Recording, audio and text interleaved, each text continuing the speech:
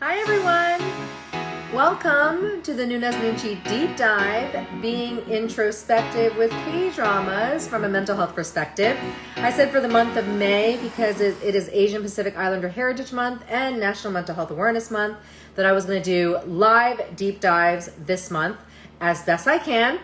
How are you guys doing today? It is Thursday evening on the East Coast, 7:32 to be exact, and I wanted to talk about.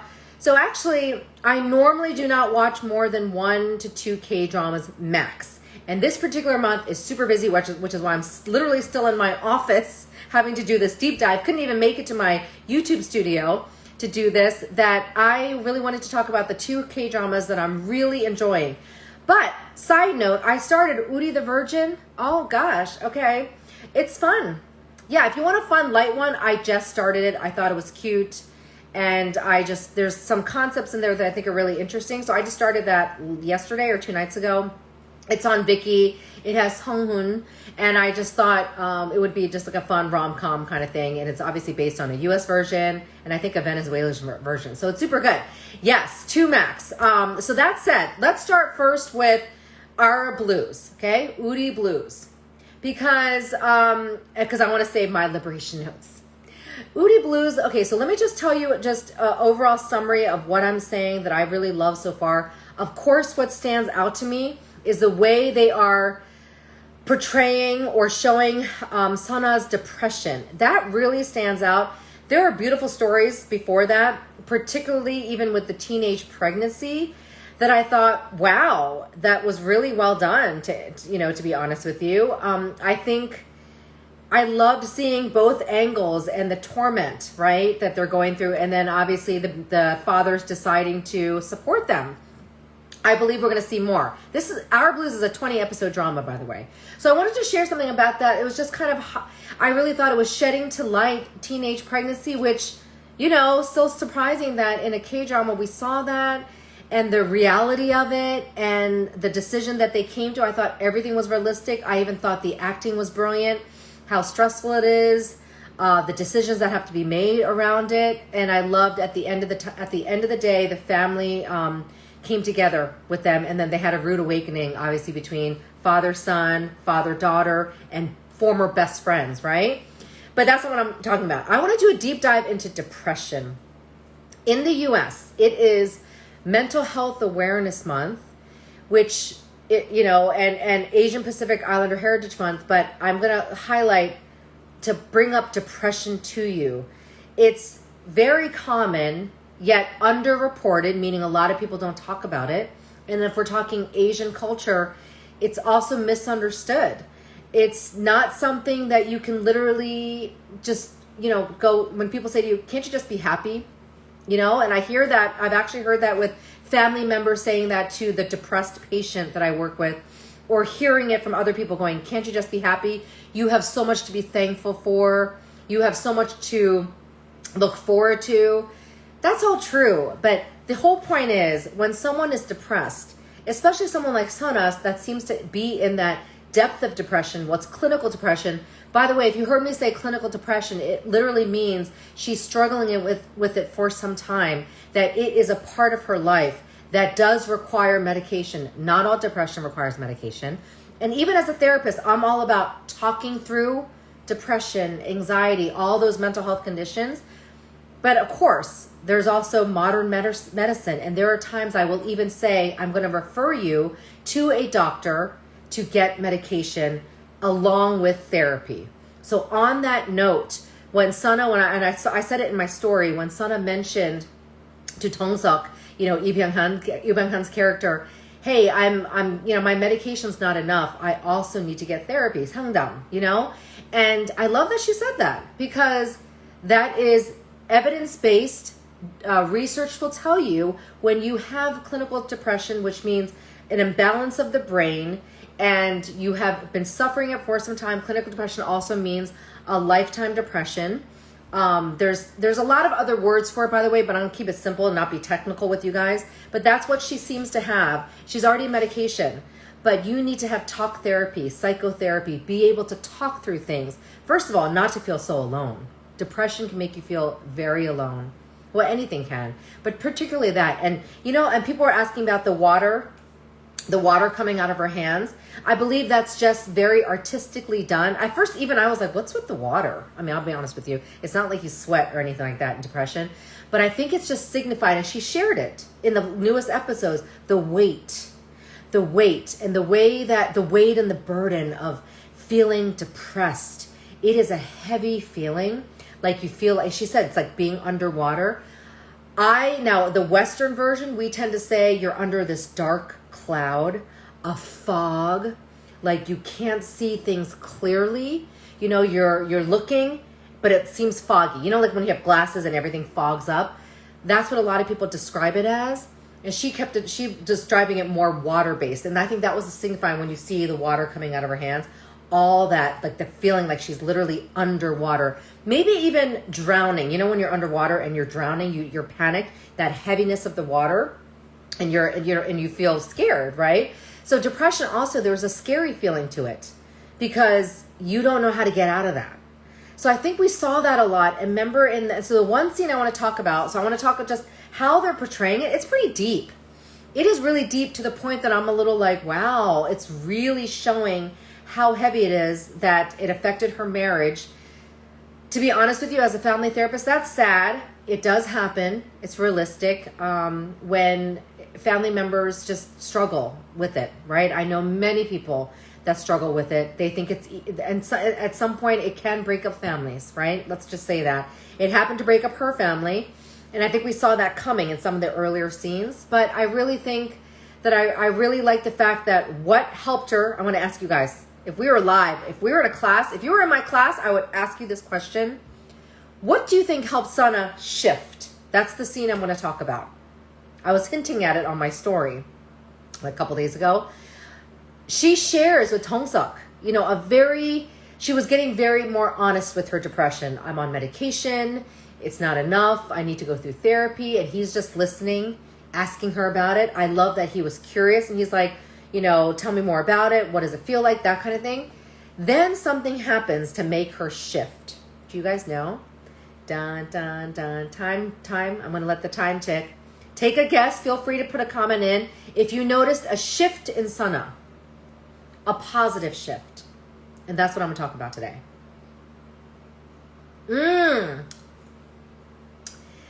That is one of them. So my second point, but it's not that actually. It's not that.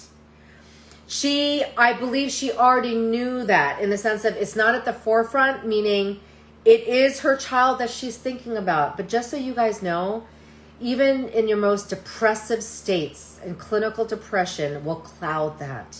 It helps you live for other people, but that is not enough. You need to want to live for yourself, right? So that motivated her, and he mentioned that stopped her from the tantrum, right? Remember, when I say tantrum, she was literally going through this state where she was overwhelmed and couldn't think because she wanted so much to be with her son. But that's not the shift. The shift I want to talk about has to do with what Tong-suk said to her the last episode 10. Are we on episode 10? He says to her, she says, I want to be happy. She admits it. You know what? I do want to be happy. That is so important. He says to her, I want to be happy too. I really want to be happy. I don't know about you, but I'm sorry. Let me point this out, what I mean as a therapist, what that means, okay? In that very moment, you even see her look at him, okay? And I don't think she necessarily showed surprise, but in my mind, I'm thinking, wait, Tong-suk, what are you saying? You're not happy too? That is the shift I'm talking about. When one is depressed, and even sometimes, honestly, to the point where you're suicidal because you feel like you have nobody or you have no hope. And at that point, we already saw that, right? We saw her kind of fall in the water. She says it's not, but we don't know that. Though she says it is, we're alluding to that might have been her just in her depressive state. She fell in the water, okay? So even with her son, that is holding her to be a mother, but that's not actually enough. What Tong-suk did, and he did not do it for her. He was being honest, I believe. He's unhappy too. That doesn't mean he's struggling with clinical depression per se, but we know some angst with his parents and his family and his upbringing. You know that. You saw all of that growing up. So he's troubled as well, but has managed to survive through it differently than Sana. That's what I want to point out to you. People handle depression, their family trauma differently. And when he says, I want to be happy too, I believe, that's my opinion, that is the shift in her. Meaning someone else relates. Yes, it's somebody she trusts. This oppa that she obviously said was her first love, okay? So somebody very important to her. But he says it, I think, being very honest, that he related without trying to say, oh, I hear you. I want to be happy too. I'm just trying to make you feel better. That kind of thing. He didn't do that. You saw him look far off going, I want to be happy too. And then I believe that is the first time when she realized, I'm not alone, number one. Someone else understands me, number two. And here's the very important part. She looked to take care of someone else. So when you're depressed, it is very hard because you're weighted down. Hers was water weighting her down. Other people, it's a dark fog, a cloud, a heaviness, okay? That's hard to explain unless you're living through it. And she, for the first time, perhaps, maybe she kind of came up for air. Let's just do the swimming pool or the water. Came up for air and saw outside herself that somebody else that she cared for also struggled. And it helped her think about somebody else. One of the things I suggest to depressed people, even though it's difficult, is find other things to do or help other people, believe it or not. Yes, I'll use the family piece. Your son needs you, but I don't try to guilt something. Sometimes I stay away from that. Your son needs you. Your family needs you. Don't do this because you're a family. That is also a guilt thing and shaming a little bit. I'm going to be very honest with you. And as an Asian, I don't like seeing that. So I tend to do more active approaches like, hey, what makes you happy? Like, don't you love helping volunteering? Don't you love working out in the fields? Don't you have a hobby? Do you love running? I'm just giving examples. For her at that moment, Tong-suk needed somebody, and he was just being very honest. And he even walked away, right? Because he was in his own thought, perhaps in that own depression of, I'm a little bit unhappy too, and I'm just trying to survive, Sana, right? And he wasn't even thinking about her. He was in his own thought. She got up, and then someone just said, she held his hand. That is correct, meaning that is a very important moment. I'm with you. You just made me feel less alone because you shared honestly. At the end of the day, people want to feel validated. I mean, think about it. Whatever you're going through, especially if it's a hard thing, don't you love it when someone goes, that is so hard, Jeannie, or whoever's on this call? Don't you think, like, oh my God, I can't believe that happened to you. Or, wow, that's miserable. I feel so terrible for you. I'm so mad for you. Doesn't that make you feel supported? In that moment, that is why, and I can't wait to see 11, 12, 13, how many episodes? 20? I can't wait to see the rest where I really hope, this is my hope, that we see her reconcile her depression. But I really hope we also don't see her completely better. I don't think that's realistic, but I do think we're going to see her happy and maybe working things out with medication and therapy and her son in her life or whatever that works out, right? But I'm just going to tell you now, she felt heard. She felt seen. She felt validated. And she did hold his hand. Wasn't that a big deal? Because before then, she was very aloof. I'm broken. Nobody can fix me. I'm going to mess up my own life. By the way, there's always that self-destruction when you're also struggling, self-harming, which she was trying to do as a middle schooler, as you know that, but that never happened with that middle school boy. That, my friends, is the moment where maybe she didn't feel as broken because someone was alongside her, understanding her. Also, I'm going to tell you this. You don't have to be depressed to understand your depressed friend or family member. In fact, I hope that that's not the case. But just validating and even saying things like, you know what? I really don't understand what it feels like to be depressed. You're right. But I am sad for you. Like, I'm here. You can talk to me. I'll do my best to ask the questions that you need or just be with you. Or you don't need to say anything. And just know that I understand that you're depressed. Just tell them that. But a lot of folks tend to be like, okay, why are you depressed? Let me make you feel better. They mean well. And I think that's great, but that comes later. You first have to acknowledge that they are feeling pretty miserable, and you may see a shift. That's what helps, okay? So that's Our Blues, episode 10. Love it. Cannot wait to see Sana and even the high school kids, and I hope that they keep expanding those stories. Now, my liberation notes. Okay. My Mister is one of my favorite dramas. Do I say that every week? Yes. So this reminds me a lot of that. The writing, the acting, and the pace is slow enough that you're like, look, you're just, I don't know about you, but are you watching every look? You're like, what? And I'm going to be honest with you. I rewinded like the scene that I'm going to talk about like 3 times. I was like, wait a second. How is Kushi? What is his name, by the way? I was trying to figure that out. Mr. Gu, how is he looking at Mio? Oh, Mijong. How is he looking at it, right? The scene I'm going to break down, you're welcome. The scene that I'm going to break down is in episode 10. Gosh, I was trying to do a very short deep dive, not working. Is also in episode 9 and 10, but episode 9. Remember I talked about Noonchi? Okay, remember I talked about Noonchi? A lot of people are confused by Noonchi. I am called Noona's Noonchi. I use my Noonchi. Basically, it means, using your eyes, but you're really not using your eyes. Noon, you're not really. You're using everything to gauge people's moods, to understand, to look at one look when a client talks to me and I'm like, they say they are fine. I don't think they're fine. Or when they're like, oh, Jeannie, I'm really happy, blah, blah, blah. And then they tell me the story and then I'm like, that story sounds sad. So using Noonchi to understand that the words sometimes don't match. Noonchi is about delving deeper into your stories. I talked about it in a reel. I'm going to do my best to break it down in the coming weeks. But Noonchi is not like something you become. It's a skill you practice. I believe we can all practice Noonchi. Yeah, it is innate in the Korean culture, and it's something that people say to you, oh, you don't have Noonchi, or she has Noonchi. Yes, it can be a compliment or an insult. I don't use it that way. I use it to find that it helps me do my job.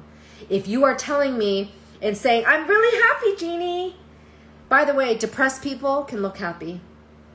And in my work, I've seen it. I've seen it all, where I'm like, you seem happy. You're telling me you're happy, but I don't believe that's the case. I have to use that Noonchi to ask those questions going, what else is going on? And sometimes I'll even tell you, if you're meeting with me, if I'm in a workshop, I'm going to say, I don't believe you. Tell me more, because I'm sensing that you're not telling me the whole story. And most of the time, I will say almost always. There are a couple times they're like, no, I really am. But I'm like, okay. But then there are times, most of the time, they're like, okay, I'm not. And I'm not trying to make you cry. I just need to get to the real story. What's going on for me to help you? That's Noonchi. In episode 9, Mijong actually uses, is it Mijong or Myeong? Mijong. Mijong uses her Noonchi. She senses Kushi is trying to tell her something in episode 9. So she's maybe washing these grapes and sits down next to him, and then she says this. Go ahead and say what you're trying to say. I think you're about to tell me something.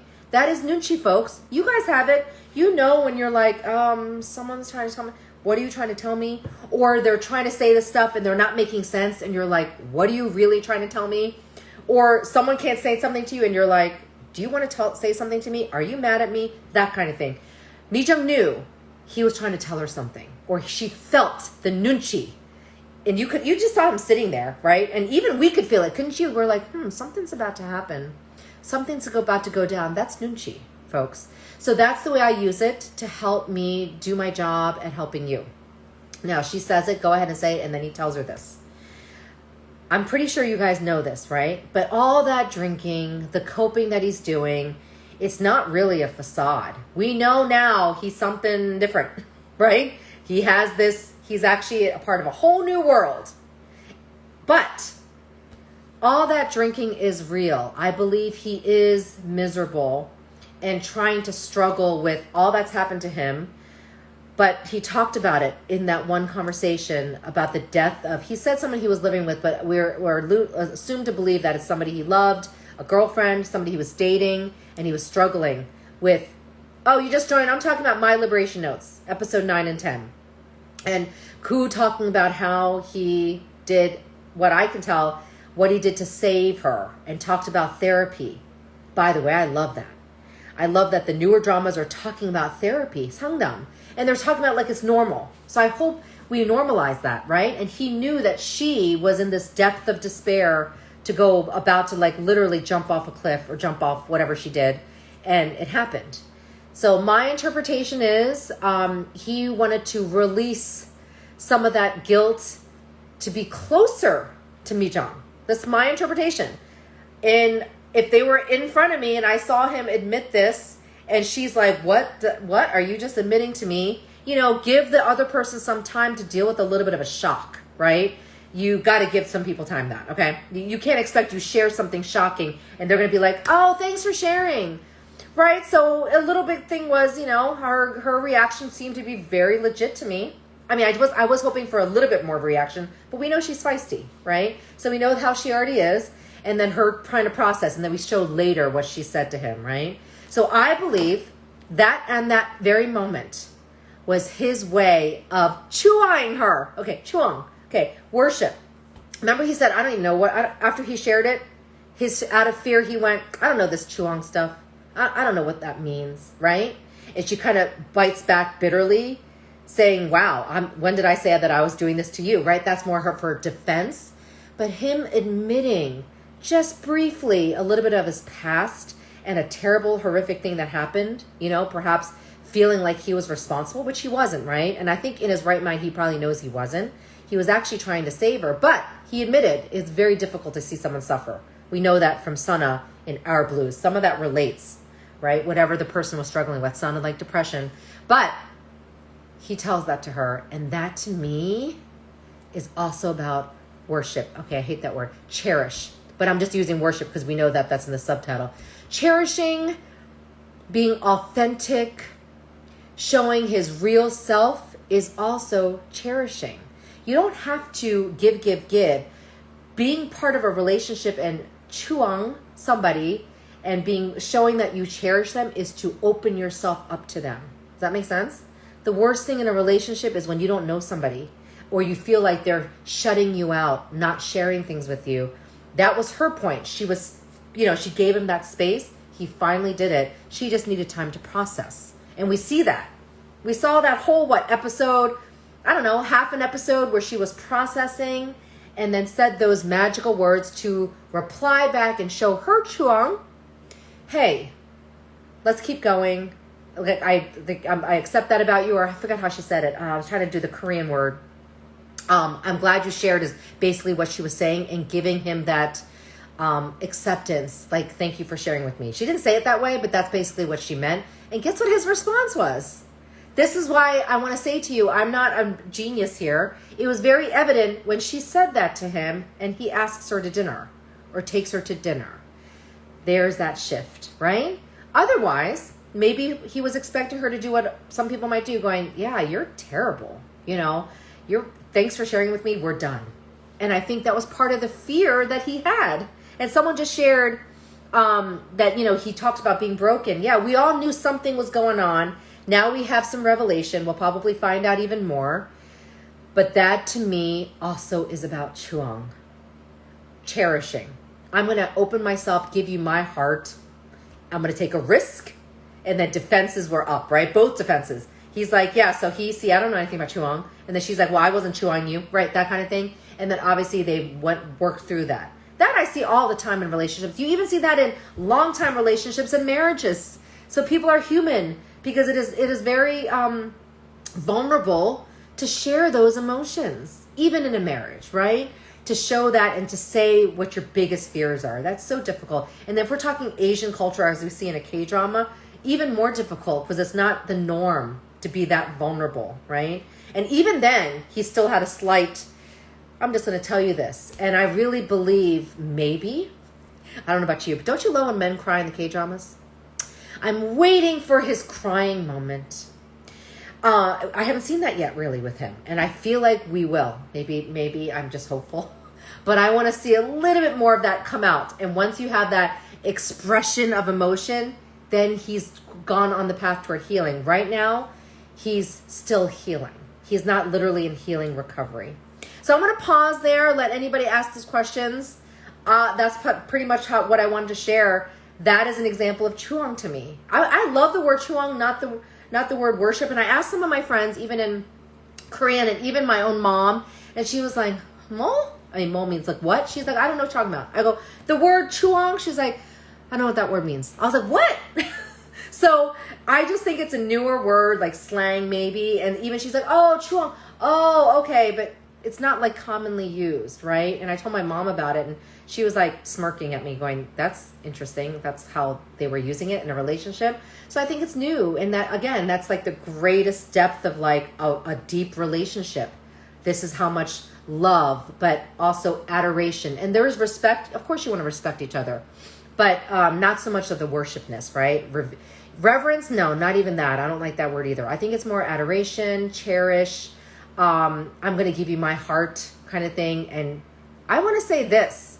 Didn't Gu really express such vulnerability that, to me, Mijong has a little bit more walls up at this point. That's what I think. She kind of shared she was taken by some guys and blah, blah, blah, blah. But I don't think that she was truly vulnerable quite yet. Does that make sense? I feel like she says things matter-of-factly. I want to see a little bit more expression from her too. I believe it's coming. Because the ending, and that's what I'm going to finish on. I had to rewind that ending. I was like, was that the future? Was that the past? Anybody want to take a guess what you thought? I think it's the future. I think because it was 2022, you know, we're led to believe that it's not currently happening. Like maybe that summer that it was hot, it was the previous year. That's all. And then him thinking about her words made more sense that it was the future because he was thinking about her words. So I gave that poll. Do you think it was like a sad thing? Was he being a jerk? Was he being an a-hole? I hope not either. And I don't think so. Is the depth of what I know of my Mr. story. And then now I'm going to have that hope that it's not like that. So, yeah. And then you see them smiling together, right? The thing about the epilogues and the K-dramas, sometimes it's misleading. You know that. You'll watch it and you think something's going to happen. It's not. So I have learned to just be like, let's see what happens. But yeah, I think that was the future. Maybe he left her for a little bit, which he says in the preview. Did you miss me? Right? So, yeah. I think Mr. Gu or Kushi is thinking, am I being an a-hole to Mijong? I think he was actually thinking that. Thinking he was for leaving her or went back to Seoul to his old, I don't know. I don't think it's a mafia life, but something that we'll find out more about, right? Anyways, that is the deep dive on Our Blues, and I'm kind of liking the live stuff. And my liberation notes. Yes, I started Sound of Magic, and I started what's that one? Oh, Uri the Virgin. But I gotta stop because I gotta get sleep too. You know. So I will continue as much as I can. I'm slowly on those, but I'm trying to get through Our Blues and my liberation notes. Those have a lot. Her arm on her shoulder. Yeah, I remember that in the very ending. Let me think about it. You know, I'm really not sure. Maybe more of a sign of affection that he's never shown her before. Because at this point, they have had no affection whatsoever, right? Not even like a handhold. Even if they're walking, it's like side by side. On the bus, they sat fairly close, but just kind of very nonchalant. So maybe in that moment, it was his first expression of like touching her, which is a big deal when you first start dating. You know what I'm talking about? You know that? So I'll pause on that. Yes, before I wrap up, Green Mothers Club, I've heard great things. I put a hold on that because I think I started it, to be honest with you. Maybe because I am a mother. Maybe because I live like that. It reminds me of my family or something like that. I was like, let me hold off on this. Just like Sky Castle. I don't know if I shared with you guys. I took 1.5 years to finish Sky Castle. That's why. Because it reminded me a lot of my own life. And you know, I watch K-dramas for my own self-care. So I need a little bit of a break. Yeah, Sound of Magic is about mental health. I had to put a pause on that too so I can get some sleep. Yeah, that's hard with women hating each other. That's why I didn't want to see that. It's, you know, it's like, let me wait on that. But it's legit. Vincenzo, yeah, it's one of my favorite dramas of 2021. So we could talk about it on another note. And I've seen it and I love Vincenzo. Very entertaining, very well done. Okay, so I'm going to wrap it up. Thanks, guys, for listening to my deep dive that turned out to be longer than I thought it was going to be. Feel free, if you missed some of it, to go over one. I'll post it. And I will see you guys soon, and we'll talk more about Noonchi coming up. But feel free to always DM me and ask me questions, and I'll do my best to answer it. Yes, My Father is Strange is one of my favorite K-dramas. On that note, have a great evening on the East Coast, afternoon on the West Coast, morning in Asia. See y'all soon. Love you guys.